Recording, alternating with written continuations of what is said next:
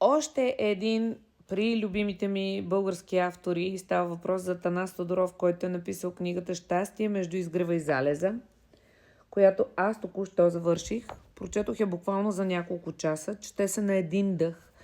Изключително приятна е. Тя е от този тип книги, които помагат на хората да намерят смисъл, да продължат, ако имат неразрешим проблем, да сменят гледната точка, за да видят, че щастието е личен избор.